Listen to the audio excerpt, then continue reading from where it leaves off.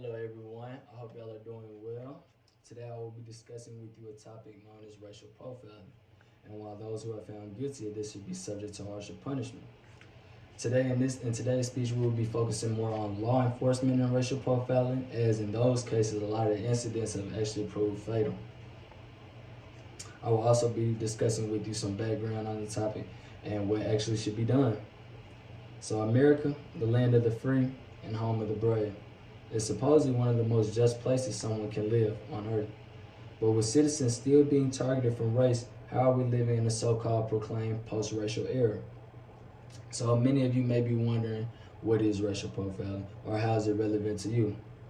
Well, according to Oxford Languages, racial profiling is the use of race or ethnicity as grounds for suspecting someone of having committed an offense or crime.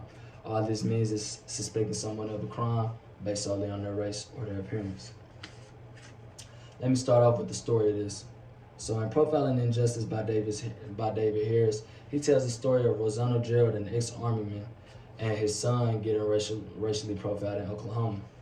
So on a trip from Arkansas back to Oklahoma, Gerald was stopped by two officers approximately 30 minutes apart. So the second officer said that he stopped them for a legal lane switch. Gerald said he never did that though. So the officer, after a quick talk, the officer told Gerald could he search the car. Well, asked Gerald could he search the car. Gerald politely said no and refused. The officer then lied to him and said that it was state law that he allowed him to search the car. So Gerald could not do anything. The officer ended up calling some backup with the dogs, the K9 units. And when the K9 units were over there by the car, Gerald was watching them. And Gerald, being an ex-army man, is familiar with these type of dogs, military police dogs, drug sniffing dogs. He said these dogs did no alert signs and gave the officers no indication that there were drugs in the car. Though when one of the officers came back to the patrol car with Gerald and his son were, they said that the dogs smelled drugs and had to search the car. So when they were searching the car, they were looking for secret compartments, looking all in the floorboard and the roof, just messing up the car. They ended up causing $1,000 worth of damage to the car.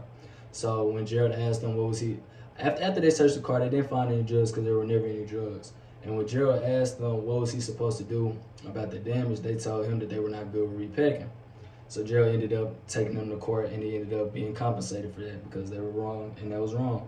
But it's still a shame that it even happened, and that's a good example of racial profiling. Because Gerald says that he never did anything illegal, so there was no reason for him to get pulled over in the first place. And then I believe Gerald when he says that the dogs did nothing because they found no drugs. So it's most likely that the dogs didn't do anything, they just suspect they had drugs because they were black. Racial profiling is illegal and violates the U.S. Constitution's core promises of equal protection, according to ACLU.org. So why are people just being fired for illegal action that even results in death? That brings me to my next point. Heavier charges need to be implemented. Through media outlets like USA Today, videos have surfaced of police suffocating, beating, or using excessive force on minorities. Most officers are acquitted, fired, or barely sentenced in the first place. According to BGSU.org, from 2005 to 2019, 104 officers have been arrested for manslaughter or murder. Of that, only 35 of them were actually convicted. That's interesting. According to New York Times, officers kill approximately 1,000 people yearly, with recent studies showing black men are over half as likely to be killed than their white counterpart. So, if there are way less black people in the United States, why are they almost twice as likely to be killed by the police at the hands of law enforcement? That racial profiling is real and it's very fatal and needs something to be done about it.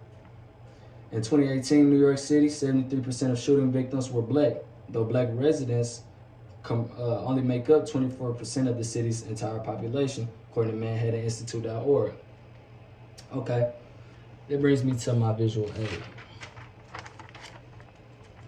This says I Can't Breathe, and this was all on masks, t-shirts, posters, all this year of 2020. This is from George Floyd, and this was one of his last words at the hands of law enforcement, where he was killed. He was suffocated. He was being held down by about approximately 3 officers, and one of them had their knee on his neck, and that's how he died. But even before he had his knee on his neck, he was complying. He was still, and there was no reason for them to actually still be holding him down like that, but they continued to. So that brings me to my next point. What should actually be done about this? Racial profiling is illegal and a violation of constitutional rights, and ignoring this will just lead to more deaths, and it will also just lead to more protests, and these protests will get more violent, because if people are not given equality and justice, and they feel like they have to take it.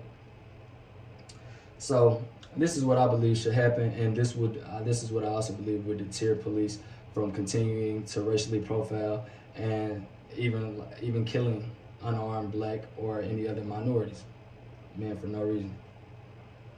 So if the situation results in death and the victim was not placing the officer in a life-threatening situation and they had no reason for that action, then this should result in a lifelong sentence. Or if a suspect had no reason to be suspected and death results, that should also result in a lifelong sentence. This is the only way I can see that would deter police from continuing to do it. Like my earlier statistic, only 33% of police officers are usually convicted for murder, or actually convicted for murder and sentenced actual jail time, or manslaughter and sentenced actual jail time, out of the 104 there were from 2005 to 2019.